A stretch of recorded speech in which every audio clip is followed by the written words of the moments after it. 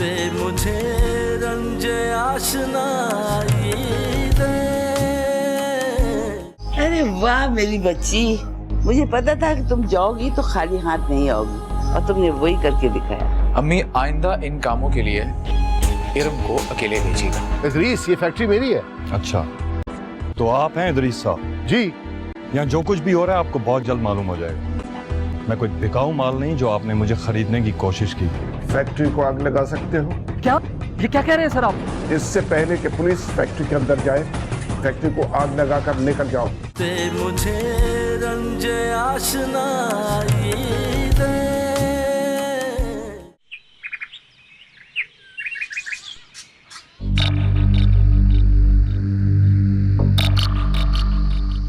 PNR number आ गया मेरे पास। Dad चलिए कीजिए, चले चलते हैं यहाँ से, ऐसा ना हो कि लेट हो जाए। नहीं,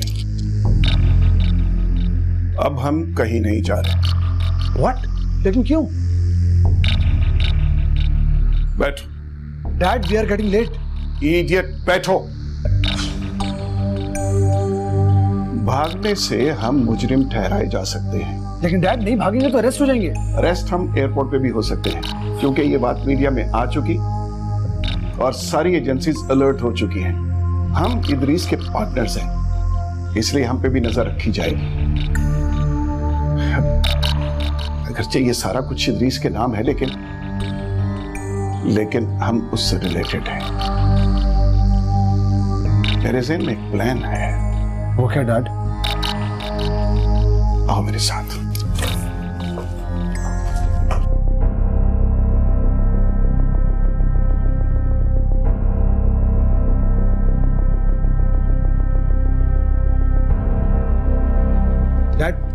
डैड बताए तो सही, हम जा कहाँ रहे हैं? हम इदरीस से मिलने जा रहे हैं। हम थाने जा रहे हैं? आपका दिमाग तो ठीक है? Shut up! थाने जाने से हमारी मौत नहीं हो जाएगी, बल्कि हम पे एतमाद बढ़ेगा। इदरीस क्या सोचेगा कि वो अरेस्ट हो गया और हम अभी तक उसे मिलने नहीं गए। जब तक मैं पूरी बिसात न बिछा दूं, इदरीस को शक नहीं होना चाहिए। हमें उसका एतमाद हासिल करना है।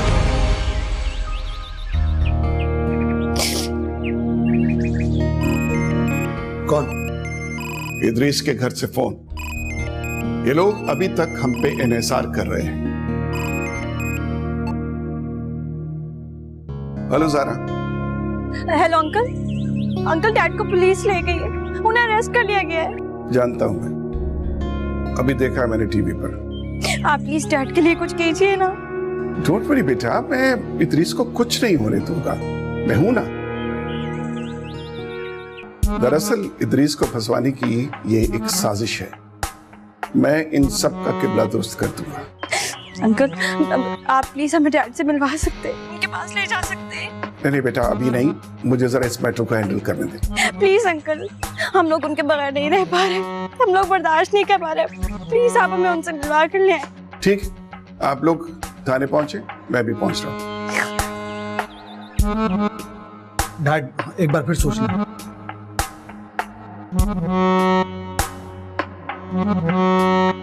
मुझे रंजे आशनाई दे। मुझे रंजे आशनाई दे। ओहो, क्यों हलकान कर रहे हो अपने आप को? क्यों पागलपन कर रहे हो बेटा? पुलिस स्टेशन है, कोई ऐसी बड़ी बात नहीं है, सब ठीक हो जाएगा। डैड, लोगों ने आपको क्यों अरेस्ट किया है? अगर आपको कुछ हो गया तो हमारा क्या होगा? अरे क्या हो गया बेटा, मैं थाने में हूँ, हॉस्पिटल में थोड़ी मुझे कुछ होगा। हाँ? कुछ नहीं होता। डैड, हम आपकी दूरी कैसे बर्दाश्त करेंगे? अरे बेटा, तो क्या मैं तुम्हारी दूरी बर्दाश्त कर सकता हूँ? नहीं ना, 2-4 दिन में मेरी बेल हो जाएगी, सब कुछ ठीक हो जाएगा, आ जाऊंगा तुम लोगों के पास। हुमैरा, क्या कर रही हो तुम? अगर तुम इस तरह करोगी तो बच्चों को क्या होगा? संभालो खुद को। इदरीस, क्या हुआ, किसने किया, इसका क्लू मुझे मिल गया है। बस मैं इसकी जड़ तक पहुंचना चाहता हूं। फिक्र मत करो, वकील से बात करके केस को हम जिरह तक लाएंगे।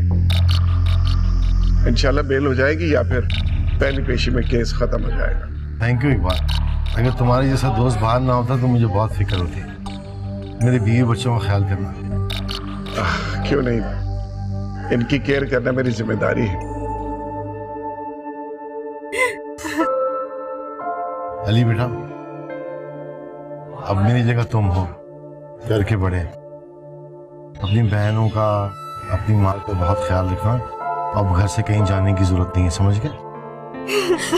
अच्छा बस चलो, अब तुम लोग जाओ, मैं बहुत जल्द आ जाऊंगा, ठीक है? नहीं, हम आपको छोड़ के नहीं जाएंगे। जारा बेटा, जाओ शाबाश। ना बेटा, चलो जाओ बालों को लेके जाओ। आप जाओ बेटा, जाओ। आ जाओ बच्चा।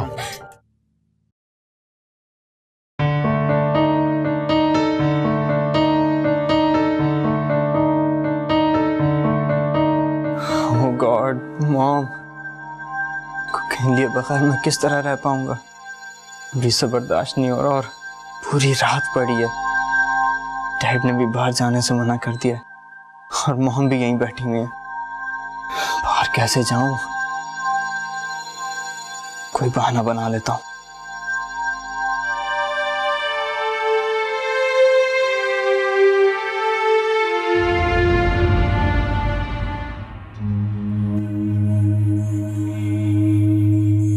अली,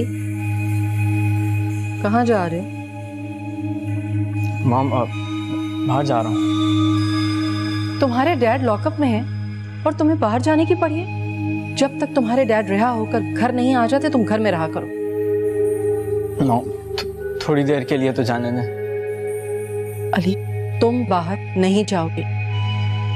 क्या पता कौन सी साजिश है, कौन सा जाल बुना जा रहा है तुम्हारे डैड के गिर्द। अगर उनके दुश्मनों ने तुम्हें कोई नुकसान पहुंचाया बाहर तो फिर?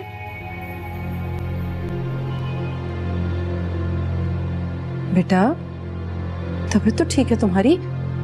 मॉम, टैबलेट ही लेने जा रहा हूँ, सर में बहुत दर्द है। सर दर्द की टैबलेट तो रखी है फ्रिज में, ठहरो में लाती। नहीं मॉम, वो उन टैबलेट से मेरे सर का दर्द ठीक नहीं होता, इसीलिए दूसरी लेने जा रहा हूँ। बेटा, तुम नाम लिख कर दे दो, मैं ड्राइवर से मंगा देती हूँ, लेकिन तुम बाहर नहीं जाओगे अली। रहने दे मॉम, ऐसे ही ठीक हो जाऊंगा।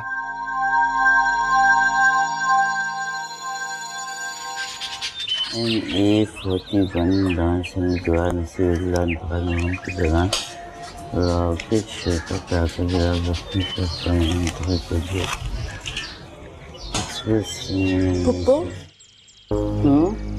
मुझे आपसे एक बात पूछनी है। पूछो बेटा। असद शुरू से ही कम बोलते हैं, आजकल कुछ कम बोलने लगे।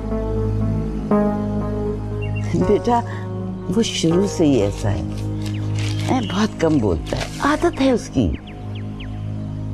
वो किसी परेशानी? क्यों बेटा? नहीं, वो एक्चुअली रात को देर से आते हैं, शाम में भी नहीं आते, वही आधी रात को घर वापस आते हैं।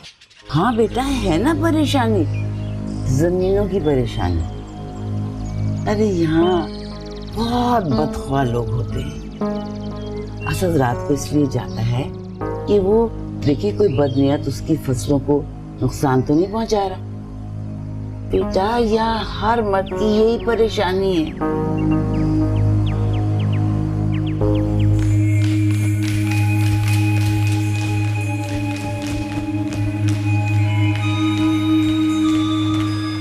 लाला भाई, लिफाफा गेट पे कोई साहब देगा, साहब के नाम का है। ज़ारा, क्या है बेटा?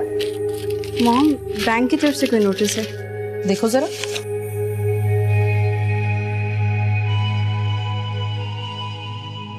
डैड ने कोई लोन लिया था?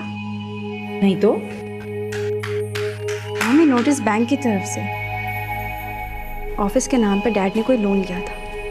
लोन वक्त पर अदा ना करने की सूरत में ये नोटिस आया है और ये आखिरी नोटिस है। ना, मैं देखती हूँ। क्या हो रहा है मॉम? कुछ नहीं बेटा, सब सही हो जाएगा। इदरीस ने अगर कोई लोन लिया होता तो मुझसे जरूर जिक्र करते, और ये तो आखिरी नोटिस है, तो फिर इससे पहले वाले नोटिस घर क्यों नहीं आए? ये भी तो हो सकता है कि पहले जो नोटिस थे वो ऑफिस भिजवाए हों, क्योंकि अब ऑफिस सील हो गया तो घर भिजवा दिए। पता नहीं, इसका सही जवाब तो इदरीस ही दे सकते हैं।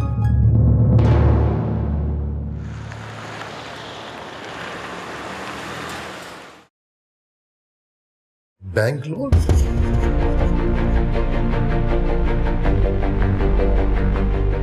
मैंने कोई कर्जा वगैरह नहीं लिया, तुम जानती हो अच्छी तरह के मैं बैंक लोन के खिलाफ रहा हूं हमेशा। लेकिन डैड, ये नोटिस बैंक से ही आया है। हाँ, बट ये कैसे मुमकिन है?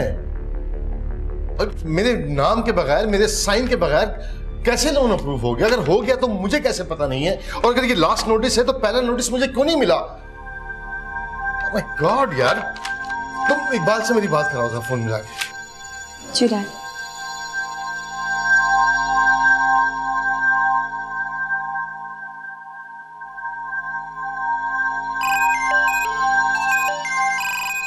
जरा वॉल्यूम कम करो, इदरीस की बेटी का फोन। हेलो ज़ारा बेटा। इकबाल, मैं इदरीस बात कर रहा हूँ। हेलो इदरीस, कैसे हो? आई एम सॉरी, इस केस और वकीलों के झमेलों में मैं तुमसे मुलाकात ही नहीं कर सका। इंशाल्लाह शाम तक आता हूँ। मुझे ये बताओ, ये मेरे घर बैंक से नोटिस क्यों आया? व्हाट? अब तुम्हारे घर भी नोटिस आ गया? यही नोटिस मेरे घर भी आया है। क्या मतलब?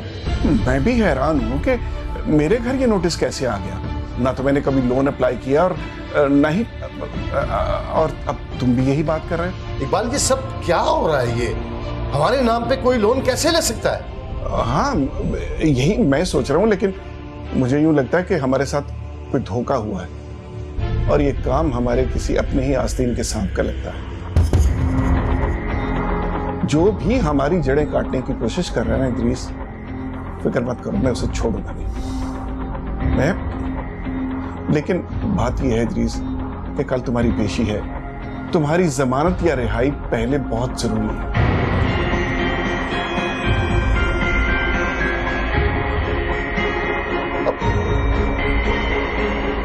इकबाल भाई क्या कह रहे हैं? कुछ नहीं।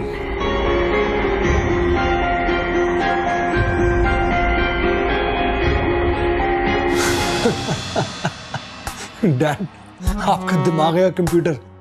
इस तरह अचानक से फौरन कैसे मैनेज कर लेते हैं आप? इसलिए कि मैं तुम जैसा चंपू नहीं हूं।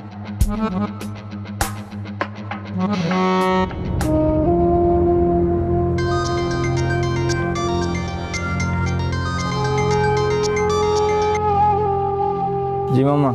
हाँ अली बेटा, आओ ना नीचे। नहीं मामा, आप जाएं, मैं घर पे हूँ। नहीं नहीं, तुम्हें हमारे साथ चलना है बेटा। देखो तुम कोर्ट रूम में होगे ना तो तुम्हारे डैड को हौसला होगा। आ जाओ, शाबाश। अच्छा, आ रहा हूँ मैं, आप लोग गाड़ी में बैठे। आ रहे, आ जाओ बेटा। आप लोग दुआ कीजिए। जो ना मेरे मुवक्किल इदरीस फार्मास्यूटिकल कंपनी के मालिक जनाब इदरीस साहब को बतौर मुल्ज़म इस अदालत में खड़ा किया गया है। अगर इनका रिकॉर्ड देखा जाए तो इनका शुमार उन सरमायादारों में होता है जिन्होंने इस गवर्नमेंट को हर वक्त टैक्स अदा किया, गरीब बेवाओं और कई इदारों को डोनेशन देते रहे हैं। इनकी कंपनी की दवाएं ला इलाज अफराद के लिए बाहिस इलाज बनी हैं। फिर भी इन पर जाली अद्वियात की फरोख्त का मुकदमा सरासर एक साजिश और मनगढ़ंत मंसूबा है ताकि इनको और इनकी कंपनी को बदनाम किया जा सके। मेरी इस अदालत से इस्तदा है कि मेरे मुवक्किल की शराफत, ईमानदारी और हुब्बुल वतनी को देखते हुए इनको इन मनगढ़ंत इल्जामात से बरी किया जाए। That's all your honour. ते मुझे रंज आशनाई दे, ते मुझे रंज आशनाई दे। योर ऑनर, मेरे फाजिल दोस्त को शायद इस बात का अंदाजा नहीं कि यह अदालत है, कोई सियासी बेंच नहीं है जहां सबूतों के बजाय शब्द ज़बानी और तकरीरों का सहारा लेकर आवाम की आंखों पर पट्टी बांधी जाए। मुल्ज़िम इदरीस पर पिछले 6 माह से जाली अद्वियात फरोख्त करने का इल्जाम है और इसका सबूत अदालत में मौजूद है। इन्होंने चंद छोटी मोटी फॉरेन कंपनीज के साथ एग्रीमेंट करके असल दवाइयों के बदले में जाली अद्वियात एक्सपोर्ट भी की। इन्होंने पिछले 6 माह में यहाँ के साबका ड्रग्स इंस्पेक्टर को रिश्वत देकर खामोश कराया। और मौजूदा ड्रग इंस्पेक्टर हबीब खान रिश्वत देने की कोशिश की। ये सब झूठ है एजाज साहब, ये ऐसा कुछ नहीं किया मैंने, ये इल्जामात है सारे। तहम्मुल रखिए इदरीस साहब, आप तो शुरू में जज्बाती हो और अपना टेम्पर लूज कर दो।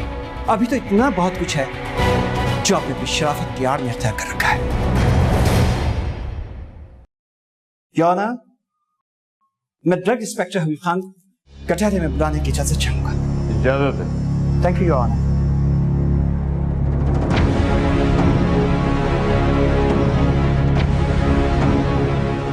हाँ हबीब खान साहब, मैं सिर्फ आपसे ये पूछना चाहूंगा कि जिस दिन आपने इदरीस फार्मास्यूटिकल कंपनी से दवाइयों के सैंपल्स दिए थे तो उसके नेक्स्ट डे क्या हुआ था, आप बताएंगे प्लीज? जी जरूर। जज साहब, ये साहब जो यहाँ तशरीफ रखते हैं ये इदरीस फार्मास्यूटिकल कंपनी में अकाउंटेंट है। ये नेक्स्ट डे मेरे ऑफिस आए एक नोटों से भरे बैग के साथ।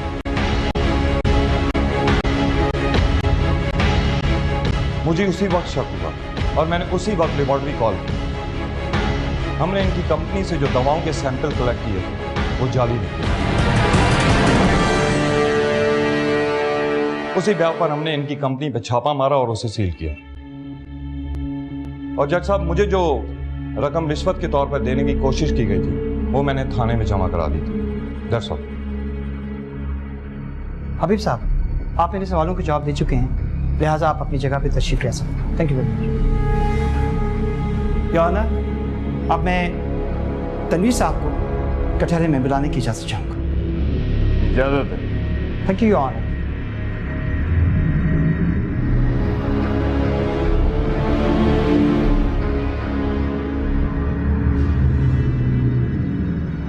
तनवीर साहब, मैं सिर्फ आपसे ये पूछना चाहता हूँ कि आपने हबीब साहब जैसे ईमानदार ऑफिसर को पैसे देने की, रिश्वत देने की कोशिश क्यों की?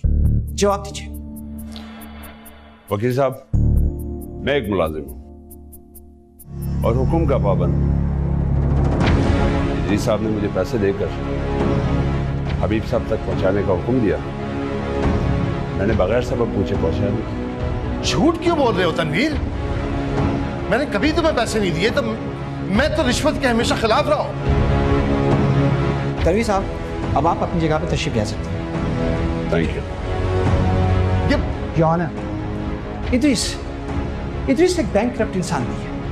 कंपनी के नाम पर ये साहब करोड़ों रुपए का लोन लेके असल रकम मुल्क से बाहर ट्रांसफर कर चुके हैं। ऑब्जेक्शन योर ऑनर, मेरे मुवक्किल पर झूठे इल्जामात की बौछार की जा रही है। Objection overruled. Thank you your honour. अब मैं जनाब इकबाल साहब को, जो कि इदरीस के 20% शेयर्स के मालिक हैं, और उनके साहबजादे समी को कटहरे में बुलाने की इजाजत चाहूंगा। इजाजत। Thank you your honour.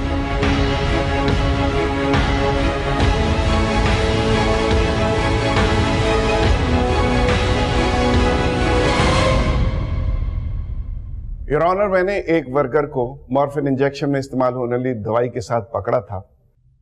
ये एक खतरनाक ड्रग है और लीगली प्रोड्यूस करना इसे अलाउड नहीं। मैंने वो दवाई और वर्कर इदरीस के हवाले कर दिया।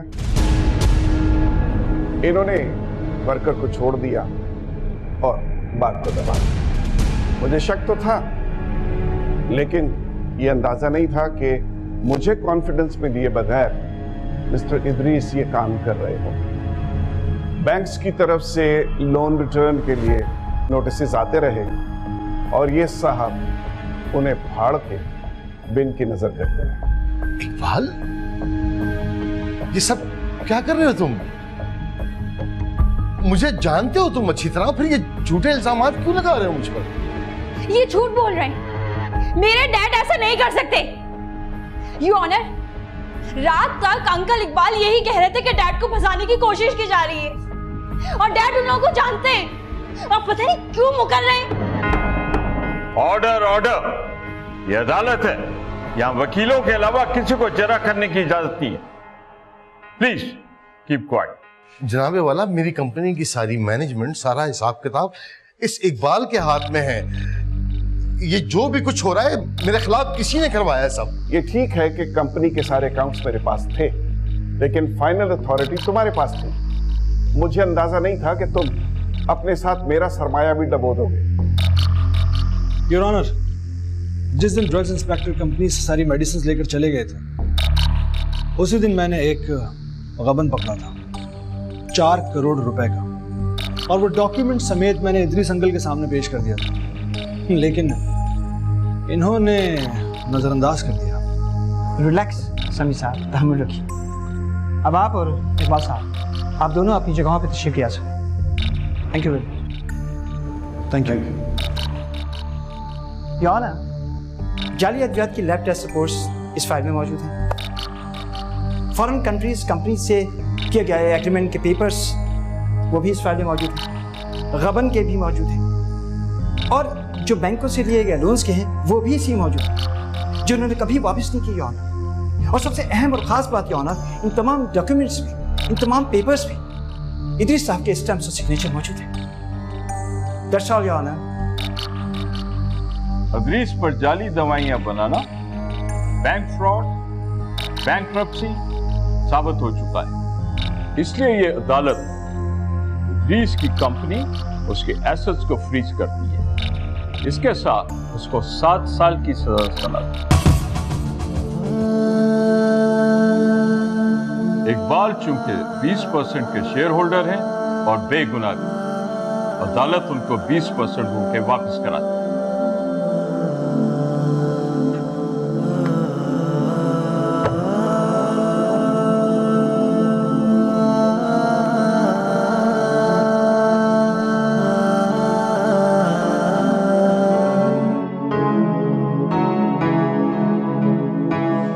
डैड, ये क्या हो गया? आपको तो बरी होना था, तो फिर ये सजा क्यों दी गई? डैड, सब आपके खिलाफ क्यों हो गए? अंकल इकबाल और समी ने भी आपके खिलाफ गवाही दी, क्यों? बस बेटा, उसने दोस्त बन के मेरी जड़ें काटी, मेरी पीठ पे खंजर घोंपा है उसने।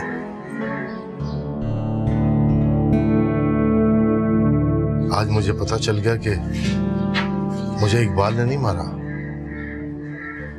मुझे मेरे उस एतबार ने मारा है जो मैंने इकबाल पे किया था।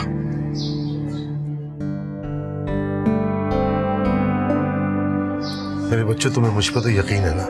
जी डैड, दुनिया चाहे कुछ भी कहे, लेकिन हमें यकीन है कि हमारे डैड कुछ भी गलत नहीं कर सकते।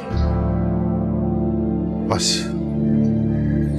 मुझे अपने बच्चों का यही यकीन चाहिए, बाकी अल्लाह मेरे साथ है।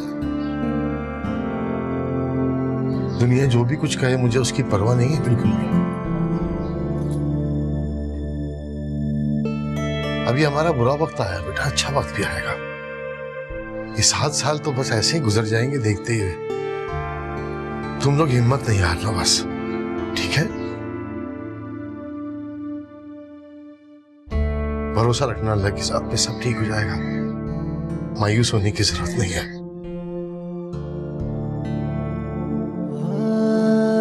हिम्मत। शाबाश। पिंकी कहाँ है? वो डैड, पिंकी गाड़ी में है, रोई जा रही है, आपको फेस नहीं कर पा रही। उसका बहुत ख्याल रखना, घर का ख्याल रखना, ठीक है? खुदा हाफिज।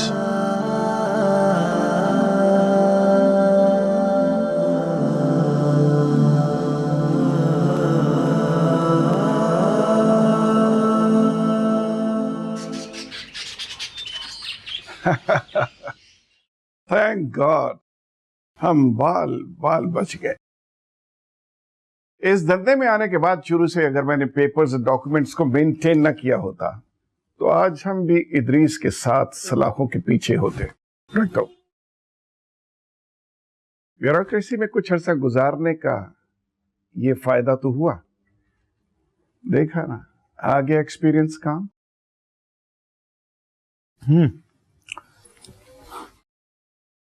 अब हम क्या करेंगे डैड? अब हम अपनी एक फार्मास्यूटिकल कंपनी बनाएंगे। इसका मतलब है डैड, फिर से 2 नंबर की मेडिसिन? No, number 1। अब हम 2 नंबर का पैसा 1 नंबर में इन्वेस्ट करेंगे। अब हमें ये रिस्क लेने की जरूरत नहीं है। वैसे डैड, इदरीस अंकल के साथ सही नहीं हुआ। ये हमने नहीं किया, ये उसने खुद किया। क्या जरूरत थी इस बेईमानी के बाजार में ईमानदारी जताने की? फिर भी डैड, हाँ, अदालत से बाहर इदरीस अंकल की फैमिली और सारा, सबके चेहरे मुझसे नहीं देखे जा रहे थे। फजूल बातें मत कर। जब वक्त था तो ज़ारा का दिल नहीं जीत सके, अब हमदर्दी जाग रही। ये इमोशंस अपने पास रखो। कामयाबी में कदम रखने के लिए अपने इमोशंस को बाहर छोड़ के आना पड़ता है।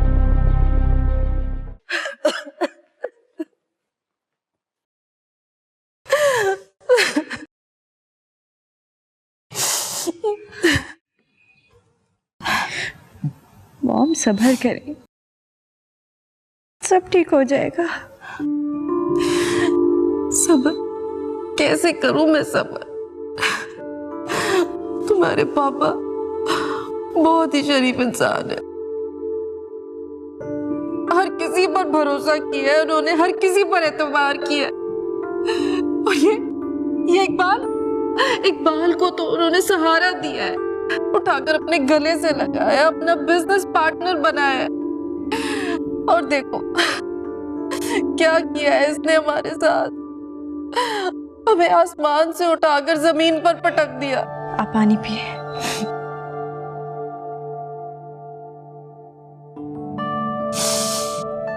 अल्लाह पूछेगा इससे, देखना हमें बर्बाद किया है ना इसने, कि खुद भी बर्बाद होगा। थोड़ा सा पानी और पी ले।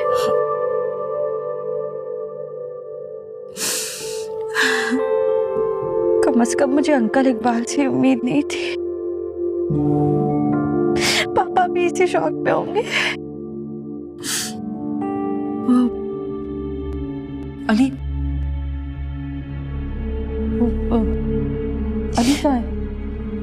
पता नहीं, दरवाजे तक तो हमारे साथ थे, मैं देखकर आती हूँ।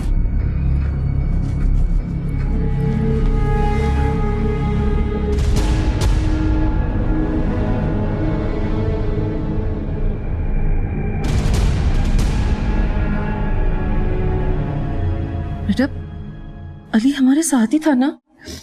जी जी मॉम, साथ ही था, यही होगा। मामा अली घर के अंदर भी नहीं आया। क्या? ठहरो मैं देखती हूँ। बल्कि जरा तुम उसे फोन करो, उसे रोको, ताकि मैं समझाऊं उसे वो कोई ऐसी वैसी हरकत ना कर बैठे। आफ्ताब,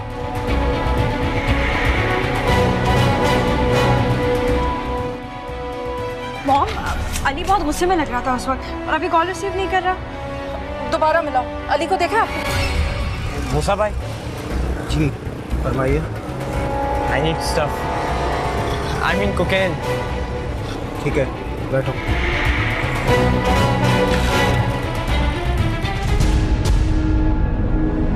मैं इमरान और सोनू के साथ अक्सर आपके पास स्टफ लेने आया हूँ, प्लीज दे दें थोड़ा सा। आ जावे टुंटे, माल आ गया? चल ठीक है, मैं तुझे बाद में मिलता हूँ। पैसे निकालो जल्दी से। पैसे? मूसा भाई पैसे तो नहीं है, ये सेल फोन है, देख लें जितने बनते दे दें। पहले कॉल अटेंड करो। इम्पोर्टेंट नहीं है, आपको मैं सिम निकाल के दे रहा हूँ, आप बस मुझे कोकेन दे दें। ये दीजिए।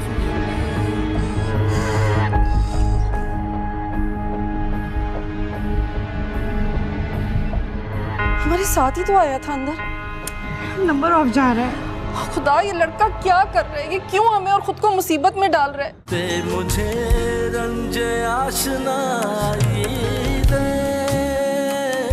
ते मुझे रंज आशनाई दे। असद, एक मिनट, ये देखें, मैं आपको कुछ दिखाती हूँ। इसमें एग्रीकल्चर के बारे में कुछ इंफॉर्मेशंस और पिक्चर्स हैं। उस वक्त मैं आपको बता नहीं पाई थी, अभी बताती हूँ। ये इंडियन एग्रीकल्चर के बारे में कुछ इन्फॉर्मेशन है। गंदम, कपास और ये बांग्लादेश के बारे में कुछ इन्फॉर्मेशन हैं। आपको पता है ये दोनों कंट्रीज एडवांस टेक्नोलॉजीज की वजह से हमसे बहुत आगे निकल चुके हैं। ये देखें, चाइना के बारे में भी पूरी इन्फॉर्मेशन दी हुई है। ज़मीन, कपास, एंटी इंसेक्ट्स केमिकल्स, सबके बारे में इंफॉर्मेशन है। अच्छा चलें, मैं आपको डिटेल में बताती हूँ, लेकिन इससे पहले ज़रा ये सोचें कि हमारे पास ज़मीन, पानी, मेहनत सब कुछ है, लेकिन तरीक़ेकार और प्लानिंग्स नहीं। अगर हम इन मुल्कों के मेथड को अपनी ज़मीनों पर अप्लाई करेंगे तो हमारी ज़मीनें सोना देंगी। तुम ये सब बातें करके मुझ पर अपने तालीम याफ्ता होने का रोब छाड़ रही हो। नहीं है सर, ऐसी कोई बात नहीं है। मैं तो बस इंफॉर्मेशन शेयर कर रही हूँ। तुम ये लैपटॉप यूज करती क्यों? मतलब ये कि इस घर की औरतें लैपटॉप, मोबाइल, इंटरनेट इस्तेमाल नहीं करती। फहाशी फैलती है इनसे। क्या ये आप कैसी बातें कर रहे हैं? असद, मैं इन चीज़ों के साथ बचपन से पली बड़ी हूँ। ये जदीद टेक्नोलॉजीज हैं, इनसे विजन खुलता है, दुनिया इंसान के सामने होती है। मुझे दुनिया को नहीं, सिर्फ अपने आप को देखना है। ताविला, और आज के बाद तुम इसे कभी इस्तेमाल नहीं करोगे।